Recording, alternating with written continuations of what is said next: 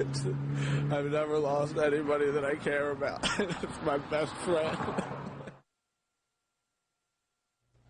Certainly an emotional time. Best friend and co-star Bam Margera opens up and breaks down after the death of Ryan Dunn. It's good to have you with us tonight. I'm Thomas Drayton. The daredevil and MTV star who was killed in a crash in Chester County, certainly fresh in the minds of family and friends. The coroner's report is out and says Dunn and his passenger Zachary Hartwell died from the impact and resulting fire of the crash in West Goshen Township early yesterday morning. Police have done an accident reconstruction and say Dunn's Porsche might have been traveling as fast as 130 miles per hour. 130 when it jumped a guardrail, flew into a ravine, and burst into flames. Toxicology results won't be back for 4 to 6 weeks. Now, Dunn posted this picture on Twitter hours before his death. And now movie critic Roger Ebert is apologizing for what he said about it. Ebert tweeted, quote, "Friends don't let jackasses drink and drive."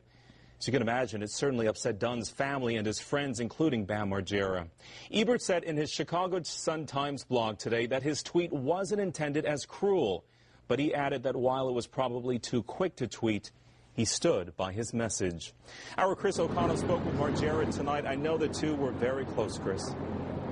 They sure were. Fellow Jackass star Bam Margera was actually in Arizona, Thomas, when he got the call. He said shook his world, informing him that his best friend he considers his brother was killed in a fiery crash about a mile here from Westchester in West Goshen Township. Well, tonight, Margera went back to that crash site for the very first time. It was a very emotional time for him. Right afterwards, he spoke only to us about his friend. I've never lost anybody that I care about. It's my best friend. I was in Arizona when I heard, and I just remember I was with some friends having the best time ever, and at 12:30, I just started punching out the windows of the rental van and ripping out the speakers, and I don't even know why. I wasn't mad at anything or anybody, and if it's 12:30 there, that means that it was exactly when he crashed. He was the happiest person ever. The smartest guy. He had so much talent. And he had so many things going for him. It's just not right. It's not right.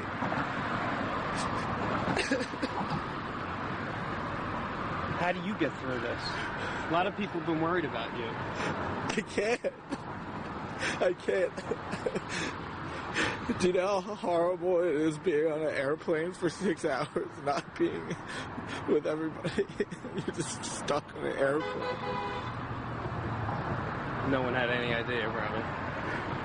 It was the worst phone call I've ever got in my life, waking up to that.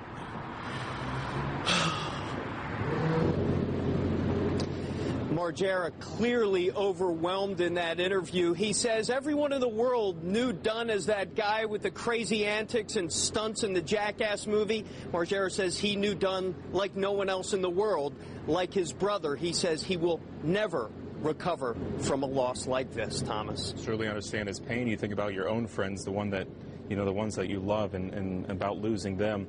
I'm curious, are fans still coming out to the crash site, Chris?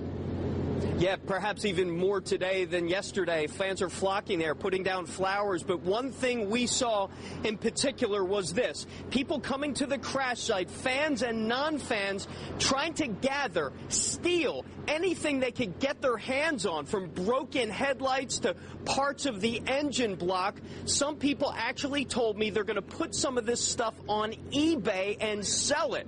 T-shirts and lighters and all kinds of things have already made their way on eBay, but at the crash site, you should have seen these people pilfering away whatever they could. I talked to a police officer. They said that is illegal. That is still an investigation scene, and these people should not be doing this, but they were taking away everything they could get their hands on. And frankly, I think it's a disgrace, Thomas. It really is. It's downright low. I mean, come on, people. Our Chris O'Connell reporting tonight. It's just sad. Chris, thank you.